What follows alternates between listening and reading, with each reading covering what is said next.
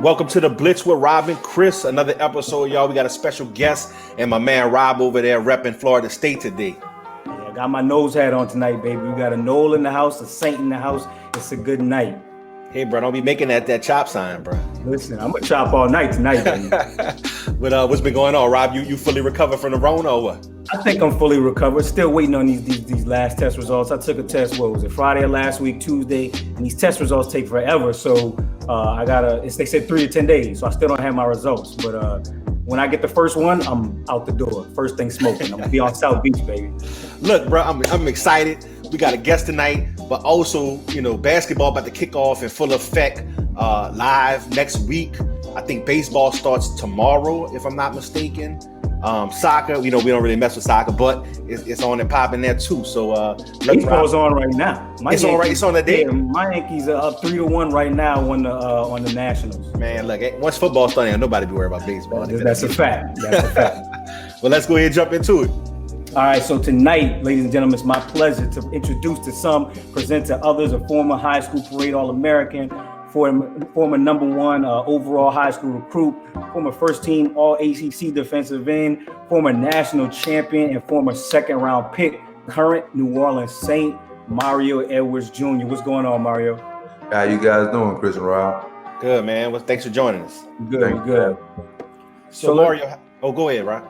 No, let's jump right in. We know that you got a book, and so we want to talk to you about a bunch of things. Obviously, we want everybody to go out and buy the book. Why don't you start off by just introducing the name of the book and tell us what led to you writing the book? The name of the book is The Son of an Athlete, and it was kind of easy writing it. It was basically just telling my story and realizing, my dad giving me key values and things for the game of football, being on time, just different things like that, being dependent and things like that. So what I did was took what he taught me in football and put it in everyday life. You face adversity in life, it's gonna be favoritism in life, but it's how you react to it. So my whole thing was basically showing that he was teaching me the game of football, and I realized that he was teaching me the game of life as well. So listen, we got a lot to get to, but what's that process like writing a book? I mean, I can't even imagine like where you start, how you get into all the stories. You had such a famous, you were number one high school recruit. Your dad played ball at Florida State and the pros. Like, how do you begin that story? How do you go through all the stories you want to get to? Like, how do you fit that all in a 300-page book? Well, right now I did sort of like the part one. My part one was just like my molding stage, high school, going to college. My part two would be college, making it to the NFL. And then part three would be all the adversities I faced with injuries, trading the teams and things like that. And then wrap it up all into one old book. So I've been doing it piece by piece. And, this was kind of easy, just sitting here, just going through memory lane, remembering how I was in high school, remembering the tough workouts and things like that. And just his little sayings he would say. So, man, I just sat down and picked up my iPhone, went in notes and just went to typing away. And then once I felt like it was a good amount of content, I had somebody to look over it for me, then got it proofread and everything like that. That's what's up. Okay. So yeah, starting with that, you talked about your dad. I introduced you, but I didn't introduce your father, right? So your dad played cornerback at Florida State from what was it, 94 to 99 or 95 to 99? Yep. So he would have been on that team with Peter Warwick and everything that won the national championship. I think they went in 98, lost to Tennessee, and then went in 99 and beat Virginia Tech with Mike Vick. So how was that? Tell us a little bit about that process for you, because you would have been like 5 years old when your dad won that national championship. So you were growing up in the program. How was that? It was definitely good, being able to be around all those Hall of Famers and, in the college league. And then, Peter Ward, Chris Winkie, all those guys and such. It was good. I mean, I didn't think I really understood it then. I mean, I would still be a kid, falling asleep during the game and stuff like that. But as I got older, I started realizing, the history of Florida State and all the stories he used to tell me about Florida State started making sense. Man, that story make me feel old, bro. I was in high school. I remember that Mike Vick game, man. That's crazy. Yeah, and what I remember, so me and Chris went to high school together and we played football together. And so the funny thing is, I had a Peter Warwick jersey I used to rock all the time. and they used to make fun of me all the time. And so I remember that night, because when I got home, I had to start calling them because they were talking trash. They said Mike Vick was gonna light them up. Halftime, I'm putting out phone calls. I'm calling everybody. I'm like, I know y'all see this. Vick scared him a little bit in the second half, but that was a real good game. Yeah, it's hard to contain Vic, man, even when he got to the league. But, man, in college, he was jumping through stuff and cutting back. So it was definitely a lot of younger Vic, tougher to stop. Right. So your dad goes to the Cowboys. You grew up in Texas. You're playing sports. Tell us a little bit about, being in Texas while your dad is an NFL player, and also growing up, did you only play football, or what other sports did you play? Growing up, I played anything. I played baseball for a little bit. I did track and field. Tried basketball. That was a little bit too much running for me. Didn't do it. But growing up with my dad as America's team, it was great, man, to be able to see Troy Aikman, Emmitt Smith, Dave Campo when he was the coach, meeting Deion Sanders, just all those greats. Like, man, I was in there so much, I felt like I was a part of the team. So It was really cool growing up with that. And then just to be at the game where Emmitt Smith broke the all-time rushing record, Oh, wow, that's what's up. You never forget, and that's in the book as well. Just all different things and stuff that I experienced that most people don't really get a chance to. What about Coach Parcells? Did your dad overlap with Parcells in Dallas? He was there with Parcells as well for, I think, a year or two. And him and Parcells was pretty good. They had a good year. That's great. Was Sean Payton on that team? Actually, when I went to the Saints, man, my first year, last year, Sean Payton was like, yeah, I was the offensive coordinator. Yeah. I was like, wow. I didn't know this. Crazy. Time flies. Yeah, so just along those lines, are you playing all those different sports? In today's athletics, we see a lot of kids where they just specialize, and they have individualized trainers from a very young age. So what are you a proponent of? Are you one of those people who thinks that like that diversity of just playing sports all year round is better, or you should just specialize throughout the year in one sport? I think as a young kid, man, play everything. You never know. I mean, some of the sports help with, overlapping into other sports. Hand-eye coordination in baseball help you on the football field as well. Running track would help you speed with the football. So I think secretly, my dad was putting me in a little bit of everything to make me well-rounded. Right. And once I got of age and I started succeeding more in football, then it was kind of easy which one I wanted to do. So you grow up, you become, with all the pressure of having a dad playing professional sports, the expectations are probably huge for you. You become the number 1 recruit. And listen, Mario, I'm a big recruiting fan, bro. So as the number 1 recruit, I need to hear a story. They had to throw everything with the kitchen sink at the number 1 recruit, bro. What was that experience like? What schools did you visit, and do you have any memorable stories, or just funny stories from those recruiting trips? Yeah, man, I visited LSU. I almost got persuaded to be an LSU Tiger, and that was like my first tattoo I ever got. So most people just think that it was just a guy being a guy getting a Tiger. He thinks Right. Really, it was the LSU Tiger, and I almost swayed to go there. I visited FSU, of course, Oklahoma, UT. UT kind of went out the window though once. The head coach didn't want to come see me at the school. He said he doesn't do that. But when Les Miles came to the school, my high school, and walked through the school with me, went to class with me, it was kind of like, okay. Florida State came and visited me at school, but Mac Brown wouldn't do it. So it was kind of like, okay, you kind of just exit yourself off the list. So right. It is what it is. But I would just say some things I can't say, but my most memorable one would be probably Les Miles. And he asked me, hey, what it's gonna take to get you here? I said X, Y, and Z. He looked at me. He said, that's it, that's easy. And, you'll play as a freshman and you'll start when you know what you're doing. And I was like, okay. And so once I was looking at my dad, I'm like, Dad, I can play in the SEC. I know I can do that. He was like, yeah, son, but you already made a commitment here, so we're not gonna be doing X, flipping. And so he made me stick to what my first commitment was, and it paid off for me. And so your dad being a Florida State alum, I mean, I'm sure was that something he was really pushing the entire time for you to go to FSU, just like him? I don't think he was doing it just on purpose, but when I'm growing up and I'm playing ball and you can relate, and he'll tell me stories about how he was skunking people at least 40, putting 40 on them and they wouldn't score, and then talking about the stories and the camaraderie from Florida State. He was secretly pushing it on me, you know. Planting the seed, planting that seed. But he definitely did.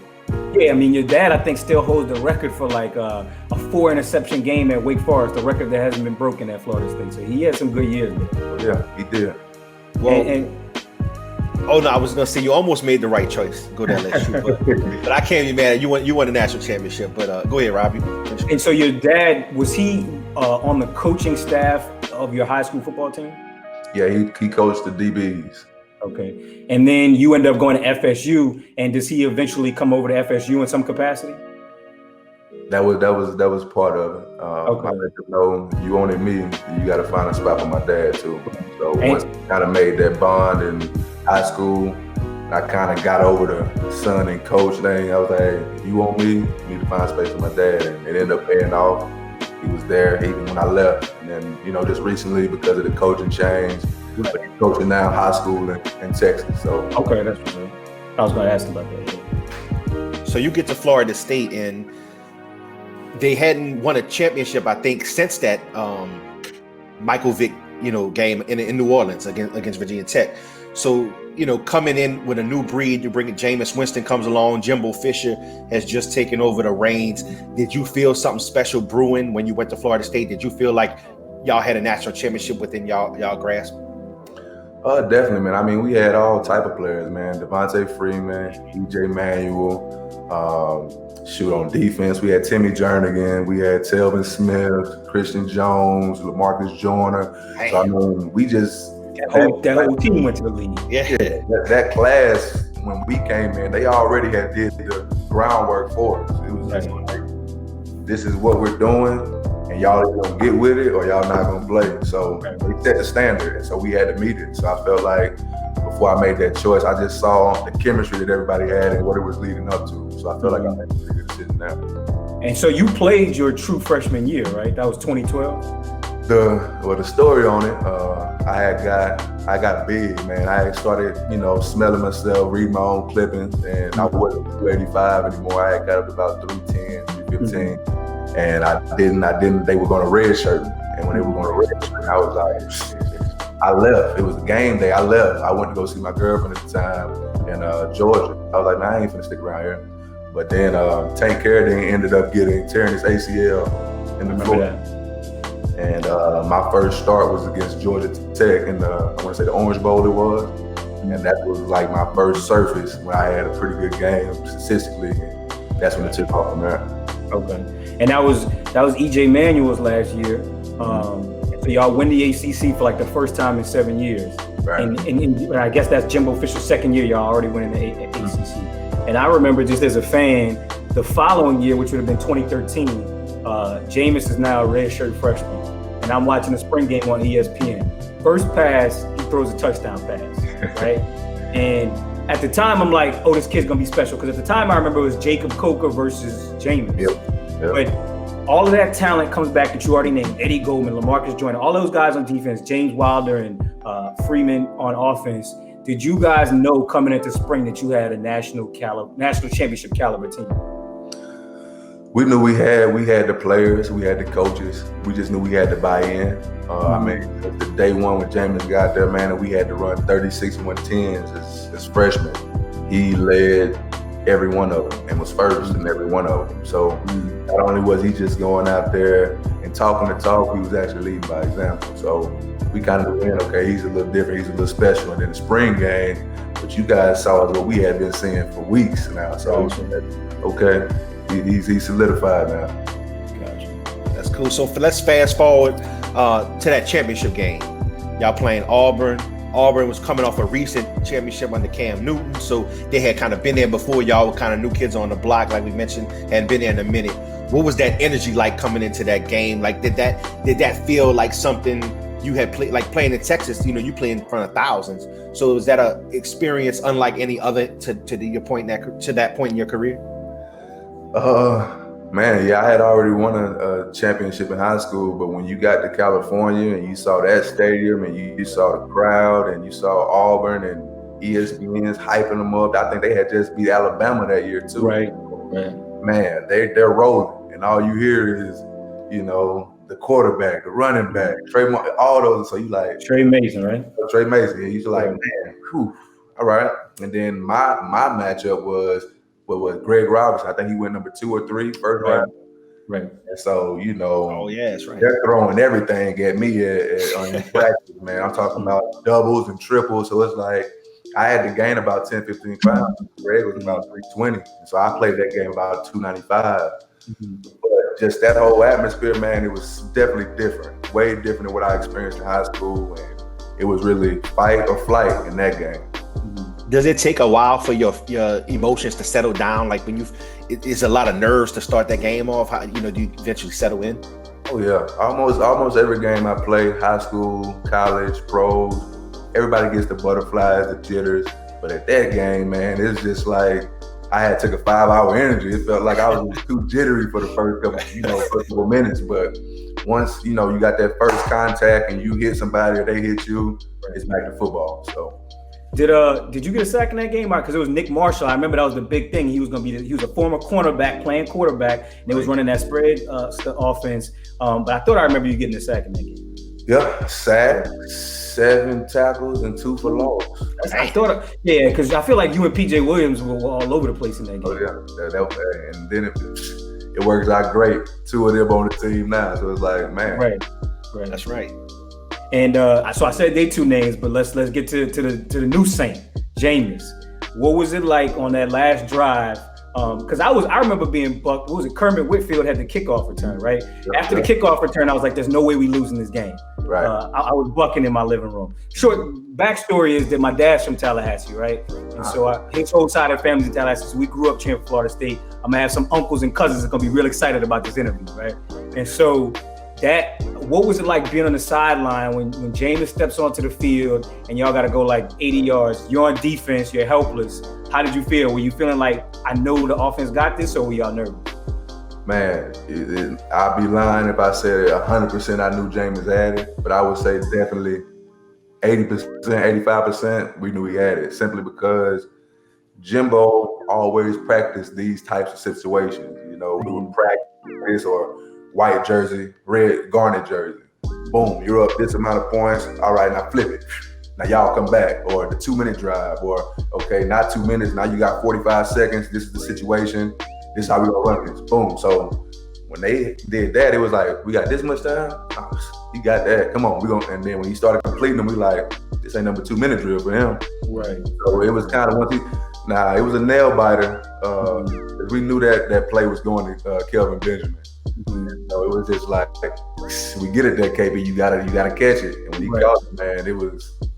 And what did it feel like? Because he goes up and he kind of covers the ball. So could y'all see that he had caught it, or you had to wait a second to see the referees come up with the hand signal to know it was a touchdown? Honestly, it's hard really looking on that field. So I'm looking at the jumbo, and then I'm looking at the referee, and when he threw the hands up, it was over. Right. Everybody tried to storm in the field, and I was like, whew. So it was a nail biter. And just one additional question on that. You talked about Jimbo, but like just overall, what was your experience with him was like as a coach? Jimbo's a good coach, man. And when I say good coach he's going to get in your butt when you need it.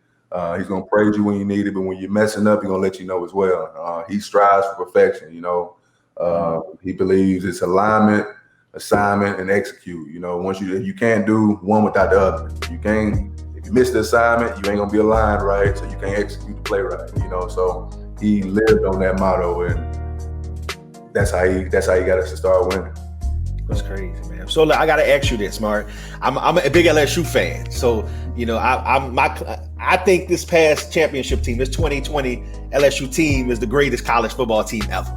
I might be a little biased, but that's what I think. So my question to you, sir, is you tell me why your national championship Florida State team is the best college football team ever. I would say, man, what we spoke about earlier. We took a picture, and everybody on that defense went to the NFL. And I feel like with Timmy Jernigan up front, Eddie Goldman in the middle, me on the edge, Christian Jones that way, Telvin Smith, who came in the league as the smallest linebacker, faster and made plays. I just feel like they wouldn't have moved the ball on us that easily with the defense that we had. We haven't even said Jalen Ramsey's name yet. Ooh, we didn't say that. He was out there as a freshman. Joyner, and then PJ at court. We had so Ronald Darby was out there. So Eddie Goldman, Ronald Darby. I mean, there was some dogs out there. So I think we had enough dogs out there that even if one of our dogs got tired, we had another dog backing them up. I just felt like if we would have got on the offense, I don't know if LSU defense, they had good guys on the end. Now, the one that just passed. But I just think that our offensive line that we had and the chemistry they had with Jameis and the receivers, it would have been definitely a nail biter. But I think we would have pulled it out in the end. Well, look, we're going to see in the future. We got a game against y'all, I think, in a year or two. So we're going to, me and Rob going out there. We're going out there to see that game. I'm going to need Mike Norvell to get it together because I'm not finna go out there and have all my LSU fans pointing in my face for 4 quarters. I feel you. Right. So we talked about that national championship season, just like your dad who had 2 runs at FSU, Tennessee, Florida State. Y'all had a second run. Now Dalvin Cook comes in. Y'all lose, I think, the linebackers mostly. I think with like Christian Jones, Telvin Smith leave, a bunch of the wide receivers leave. Kenny Shaw, I think Kelvin Benjamin, and also what I specifically remember was Jeremy Pruitt leaving to go to Georgia. Right. So talk to me a little bit about his departure and how the defense changed with Kelly coming in. Or was it Chad Kelly that was the new defensive coordinator? Yeah. It was definitely different, man. I mean, when Pruitt was there, Pruitt is going to send 3 to 4 people every time. So he's going to make the quarterback make a decision right now.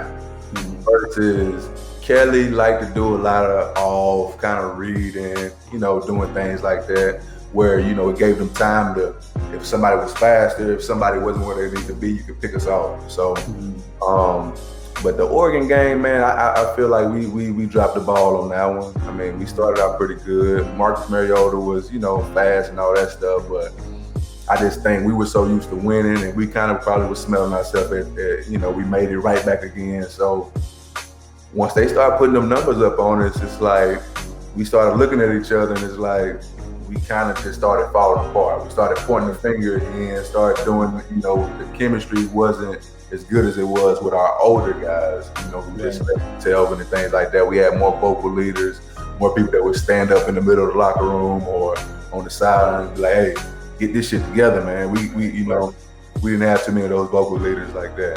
Mm-hmm. I do think y'all kind of got messed over in terms of like the media that year, because y'all coming off undefeated national championship season, and y'all went undefeated the whole season until that game. And yet y'all came in as the 3rd seed, I believe, and that was the first year of the playoff. Yeah. Y'all were the 3rd seed. So I did think y'all kind of got messed over in terms of it. The narrative that year was just like Florida State is going, but only because they won last year, not because they really deserved it. And I never really understood that line of thinking. And also, the game y'all played was up in California against Oregon. That kind of gave them like a home game. Right. They made you the 1 seed. You'd have been playing in the Sugar Bowl in New Orleans. Right. Yeah, I mean, I think we got messed over. I mean, but shoot, at the end of the day, when that ball is snapped and we go out there, we got to play. No matter what the seed is, we got to go out there and prove why we should have been, why they shouldn't have been. And at the end of the day, we fell short of that goal. Mm-hmm. And so, like, just thinking back to when you were at Florida State, y'all probably, were as talented as any team, had been in that last 20-year stretch. And so when I look at today, we talked with Ben Jarvis Green Ellis last week about this.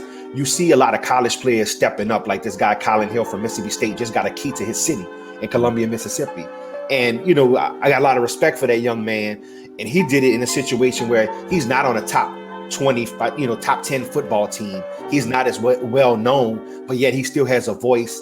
And it seems like the narrative is shifting to college athletes really having power and influence, and they're using it. And so when you think back to like where you guys were in terms of your status as champions, do you like the way the power has shifted to, it seems more so to the player? And do you think you would be more willing to speak out now, just given the environment as a college player?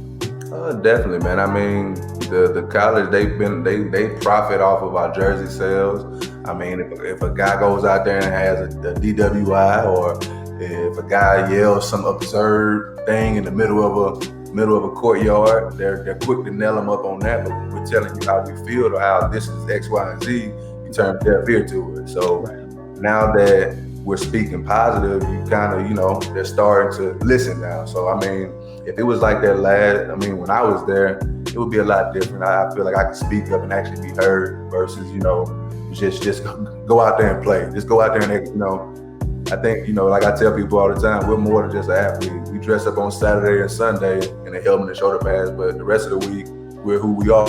We're a natural person. So, I think with the way it's going now, it'll be better.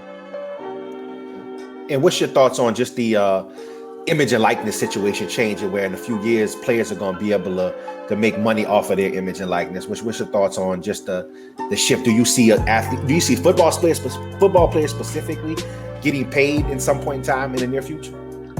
I would hope so. I mean, when I used to look up in those stands and see all those threes and fours, and it's like, we only get $960. For pick, and rent is so I mean, I feel it on that point, but then I also feel, I hope that the kids don't get too gung-ho or focus on making the money, before you get to the league, because then you feel like you gotta, in college, when I used to have, $800 or $5 in my pocket, you couldn't tell me nothing. So for kids, you start getting some racks in your pocket now. Now you start smelling yourself, you trying to go buy this, you trying to do that, looking up to the guys in the NFL and what they're doing and how they're living, but you haven't quite made it there yet. So it's kind of 50-50 on my end. Gotcha. All right, so after that Oregon game, you declare and you end up preparing for the draft. With the father who's a former professional athlete, did you have any additional guidance? Like, what was that process like, being that he had been through it? I think he was like 6th round pick, so you went higher, obviously, but what was it like having him around to kind of guide you through the process? It was good, man. He made the whole agent process good by me going with his agent that he was with when he was in the league, and then it's kind of molded me to understand, when you go through this draft, it's gonna be adversity. Everybody just sees the combine running, lifting. They don't see the 20 or the 16 or 18 teams that interviewed you. They don't see you going to the doctor for X amount of hours, and then you gotta be up at 6 to go do this, but you just got in the bed at 3, things like that. And it's just understanding that when they're asking you questions, they already know the answer, so don't lie to them. And they're gonna try to trip you up a little bit. Well, why should we do this? Well, what makes you this? And you got to stay even, Steven. Don't get too high with the highs and too low with the lows. Answer the question and move on. So he prepared me a lot with, on the field, agents, and how you should answer certain questions. You went to the combine, I'm pretty sure, right? Did you get any crazy questions? We hear a lot about people getting asked cat or dog, and did you get any questions that stick out to you? They asked me stuff, man, back from like elementary, some stuff I couldn't even remember, like who was my elementary teacher, or do you remember a time you did something and I'm like, no, I'm not saying I didn't do it, but they don't really spark my memory. Right. So they're gonna dig and try to find things to use against you. So that would probably be mine, just going back to elementary or middle school, stuff like that, asking about teachers and stuff. They were just trying to get the name of the teacher, or they were asking you about getting in trouble with the teacher? A little bit of both. Like, I ain't gonna lie, when I was in elementary, middle school, I was a trouble kid. So what kids do, talking all the time, right. Fights and here and there, but I had to really remember and sit down and think, like, did I really do that? They must have pulled some old report cards or something. Hey, we're gonna keep that one on us. We're not gonna play that. So you get to you get drafted by the Raiders, but before we get into that, like, what's the jump like, from high school to college to pro? Is it just kind of the next step, or is like pro just a huge, like the biggest jump, from each level? I would say pros is the biggest jump. I mean, when you're in high school, it's similar to college. You're gonna be there 4 years, and the biggest thing I really learned when I jumped from college to pros was, this isn't a 4-year scholarship, brother. You could be here today and gone tomorrow. literally seeing somebody that dapped up Monday, look up Tuesday, the locker's cleaned up, we come back and walk through, there's a whole other name tag on there and somebody's in front, and it's like, damn. So really just understand that this is a business and it's not just, you know, I'm playing football because I love it. They make the business form so much that it's like, if you don't understand the business part, it'll take the love that you got away from the game. What about the speed of the game? I mean, you're on the line, so maybe speed might not be, but the strength of the offensive lineman, the size of the offensive lineman, any difference there? Oh yeah, most definitely. I mean, going against the flukers, you know, big guards, and you know the KO, Colecchio Simile, those are they got those in high school. So really got to rely on your film, technique. That's when I started learning in the NFL that you got to be a technician. All the athletic ability and all that stuff. And my dad would always say, hey, it's going to catch up with you eventually. Somebody going to catch up and they going to match your talent. You might be here now, but when you get in the pros, everybody's here. So it's going to set you apart as your film. It's going to set you apart as your technique, you know, eating right, sleeping right. Just little things that we didn't take serious in high school. Be up all night on the phone with a girl or in college, talking, whatever. Wake up like it's nothing to go. Right. You can't do that to me. It's gonna show. And so you like you said, was ultimately you were drafted by the Raiders, right? I think Del Rio was the coach there. You had some injury issues. You end up with the Giants, and now with the Saints. So just talk to me a little bit about. I think Shermer was the coach of the Giants. Talk to me a little bit about what makes this Sean Payton locker room different. The Sean Payton culture different from what a Del Rio culture was and what a Shermer culture was. Man, I tell people all the time, Sean Payton is like. I hope people don't take it the wrong way, but he really runs it like a boss, like a don. Like he doesn't have to yell and curse you. Hey, he talks very quietly, but he's heard very loudly. If you don't do what he's asking you to do, you won't be around here. And then the chemistry inside the locker room, it's just a whole different feeling, man. There's no hating going on here, man. If I don't understand this, I can look to my left. Hey, Cam, how I'm supposed to do this? He gonna explain it to me. I can look over here. Hey, Mario. So when you come in here, they're going to explain it to me. Even though they're older than me, they understand that if I know it, it benefits them, it benefits me, it benefits the team, and it helps us get to the common goal, which is, you know, win the Super Bowl. So just that whole Peyton has it from top to bottom. That's how it is. The training room to where you go eat at, everything is just first class, and he makes it like that. Is there any similarities to that Florida State Championship team? When you think of the culture, is there certain things that stick out to those winning cultures? Yeah, man. You know, just how we practice. We really practice like a real game. We really, the same things I was saying about Jimbo doing situational football. We're not just out there doing team run, 7-on-7 pass rush. We're out there working with a purpose, okay? Look, this is this situation. We're backed up. We're this and that. Let's do this play. Boom. All right, Drew, that's good. Boom, let's come back. Now, this might be our second play if we're in this situation. Okay, move the ball up 20, 30 yards on this yard. This is the situation. We got this amount of time left on the clock. So we work tons and tons of situational football. So when we're in that situation, we're ready for it. So Sean and Jimbo do some of the similar things like that just prepares us so it's not like we're shocked when it comes. And so we talked a little bit about you playing with this great quarterback in college in Jameis Winston. Now you're with a Hall of Fame quarterback in Drew Brees. And some I've heard say that he's largely responsible for the internal culture, the locker room culture, having been there for so long. Just talk to us about what it's like practice-wise and then just culture-wise to be on a team with Drew Brees. Man, my first year being with Drew last year, and I just cracked a joke. I was like, man, I think you played with my dad played. And he was like, yeah, I remember him, stuff like that. But man, Drew is a perfectionist, man. This is the first guy I really seen in practice, a walkthrough, shells, full pads. If he throws the ball and it's not quite where he wants it, he would turn to himself, oh shit, and then go back to his progressions. That's it right there. Boom, and come back and nail it. So he's like that. I've never seen him mess up on a throw and then just be like, all right, coach, he's gonna bring it back. He's a perfectionist. He wants everything to be spot on or try to be perfect if he can be. And so sticking with Drew, he made some comments, about a month or so ago. where he was criticized a lot due to his comments on the anthem. What's that experience like? We heard there was a team meeting. What's that experience in a locker room, I guess, in Zoom meetings so far since y'all haven't been back? And do you think he's kind of won back over the locker room? I can't really speak for everybody. I don't know how everybody would do it, but I don't know Drew as long as people that's been there 6, 7, 8 years. I don't know him that personally.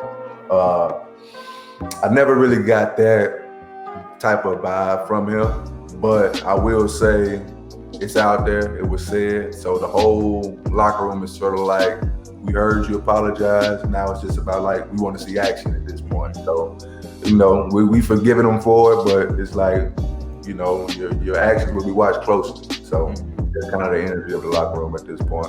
Right. That's a lot of what we said on the podcast as well. So moving from that to the new quarterback in town, my boy, Jay Boo. All right.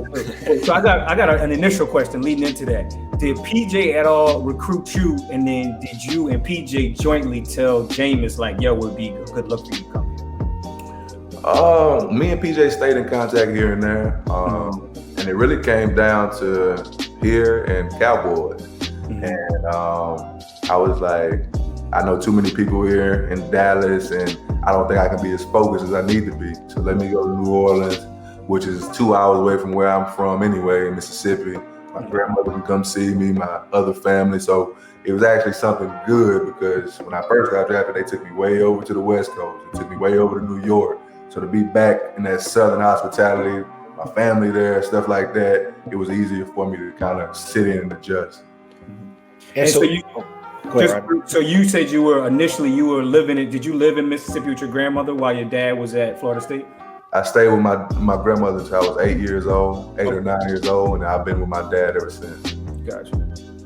And so we come in here on the season. There's been some talks about the safety protocols. What's your thoughts on returning back to the workplace amid the coronavirus, and what are your expectations for the Saints this season? At the end of the day, we all want to play. This is a sport that we've been playing since we were about 6, 7 years old, non-stop, so it's natural for us. But at the same time, we want to be safe with it as well. People have wives, girlfriends, children, things like that. And, as we watch the news, the numbers aren't decreasing, they're increasing. Right. So, we just want to make sure that we're going to be safe and what they're going to have in store for us as far as if this happens, if that doesn't happen. So I don't think anyone is really like not wanting to play or using this time just to do whatever.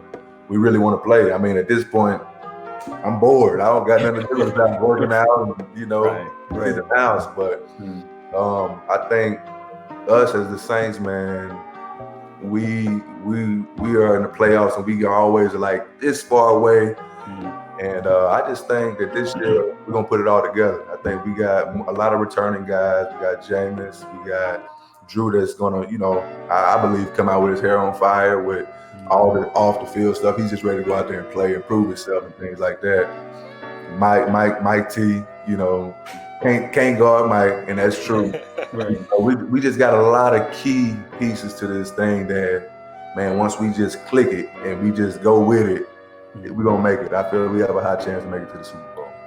And just to follow up on, last year Drew got hurt and Teddy comes in, right? And so a lot of people felt like Teddy B had the right kind of personality for the backup quarterback, and he loves Teddy, right? And so a lot of people felt like he just had the right personality to kind of play the background, but then also seize the moment when he got it. Talk to me a little bit about the difference between him and Jameis, and because a lot of people feel like, well, Jameis has been a star since the beginning. Can he really have that same type? Can he take that reduced role and then wait till his time? So what do you think about that? I definitely think he can. I mean, I think it comes with age and maturity. Maybe a younger Jameis, coming fresh out of college. And that's, but the older Jameis that's, experienced the NFL, experienced the media, experienced all this. I mean, at this point, who else would you want to learn the quarterback game from? Right. So I think he would be there to sit there and soak up a lot of knowledge and definitely use it to his benefit. So, I think it's going to be kind of funny how it plays out, because Drew's the GOAT, and but when Jameis takes what Jameis has and picks up what the GOAT has, then you got the GOAT and you got a baby GOAT. So now it can go either way, and maybe some things that Drew can teach Jameis, they can, even pick him up. We know Jameis can scramble and do this and get around and throw, but just, maybe his accuracy, maybe his strength, whatever Drew can sit there and break down to him is only going to heighten his game. So I think he could be there to sit there and learn. And when his opportunity comes, I damn well believe he's going to take full advantage of it. And I just quick question for you about the NFC South. I know y'all not really focused on any other teams, but like Rob mentioned, my boy Teddy B heading over to Carolina with the wonder kid from LSU, Joe Brady. You got Tom Brady now in Tampa, along with Gronk. Yeah, you got them. You got Atlanta, who we ain't gonna worry about them scrubs, but it's a tough division all the way around. Who do you see as kind of that second, that toughest opponent y'all have in the division? I don't want to even say it's going to necessarily be them. I think it's us, man. We beat ourselves. It's never something that they do that you can't adjust and stop. That's not that good. It's really us. We got to seize the moment and take full advantage of the opportunity that's presented with us. So, but I would say a game that we're definitely all looking forward to is that Tampa game, getting to play them twice and, get the chance to sack Brady. That's history right there. So that's definitely on my mind. Right. Definitely. All right, so we got some quick hitters we're gonna hit you with. Just some quick questions. All right. We know y'all got club dub and everything. So the Saints in music, it goes hand in hand. Sean Payton's bringing in the DJ equipment and everything. So what is your favorite pregame hype song? Oh man, I get a little ratchet, man. I go NBA YoungBoy, Make No Sense. That whole album really just ride right before the game. So I go with that. All right. What about the hardest running back to bring down? I would say Eddie Lacy was one when he was playing with Green Bay, and then Henry with the Titans. That's a big boy. That's a big monster over there, man. Yeah, that's a big boy. You got to hit him before he gets started. What about you talked about Greg Robinson and everything in college, but what's the best pro offensive lineman you face? Man, and y'all probably would be shocked. Joe Thomas, man. And he's a future Hall of Famer. I would say Joe Thomas, Kelechi Osemele. When I play inside, that man stands up and can touch his knees standing up. Man, him and I would say Rodney Hudson is a center too. Just another Florida State guy. 3, those guys. That inside made me respect that inside a whole lot more than I did being on that edge on that island a little bit. So, where are you more comfortable playing currently, inside, outside? Man, right now I'm about the same weight I was in high school. I'm about 268, 270. So I'm definitely on that edge now. I feel more comfortable there. And I think that's what makes me unique. When it's time to rush, you slide me inside, do whatever. But I like being on that edge, whooping the tight end, setting the edge, stuff like that. What about most intimidating stadium in college and pro? Because you played in all the big ones. Most intimidating stadium, Death Valley. When we shut them down, that was good. No. Are you talking about? You talking about the fake Death Valley? Yeah. Okay. So that's probably my favorite Florida State game I've ever watched. Let me go back in history for a second. Y'all beat Clemson, I think 52-10. It was. You had a touchdown that game, didn't you? Yeah. It was LaMarcus Joyner came on the corner blitz, knocked the ball out. Boy, I was in my living room. Fuck. Yeah. That was a good ass game. Because before the game, if I remember correctly, you wouldn't have seen this, but what they did is they showed the whole Clemson tradition of how they ride over on the bus, get off the bus, and run down the little thing and rub on the rock. Oh yeah. And then y'all came on curb stomped. It was the greatest thing I ever seen in my life. Yeah. We was down there waiting for them to come on down here. Come on. Come get this ass whipping. Oh yeah. And then I would say in the pros, man, the Raiders in Oakland. That's a stadium that black hole is something huge. I mean, we didn't have to stop and see ambulance in the damn stands because people out there fighting and stabbing each other off the balconies. I would say that one. What's another one? I would just say that was my top. This off the top of my head, Raiders and Death Valley. And will Club Quarantine be returning? I don't know if you know yet, but I mean, with the social distancing, I mean, are they gonna let y'all, we gonna get the DJs or we gonna get the dancing? Like, that was my favorite part of the season last year. I used to go on live and watch everybody dance after the wins. I mean, I think it'll be there. I think it'll be back, man. It's fun, man. That's what makes the Saints, man.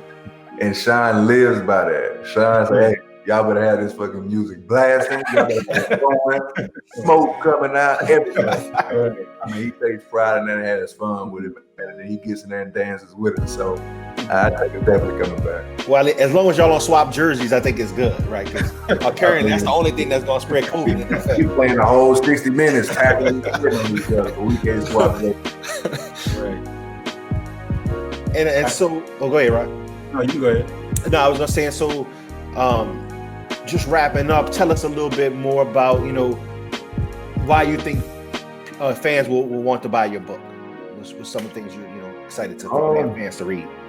I just think you get more of an inside scoop. You kind of get some inside of me, some stories that you probably wouldn't hear or understand and it helps understand me as well. Mm-hmm.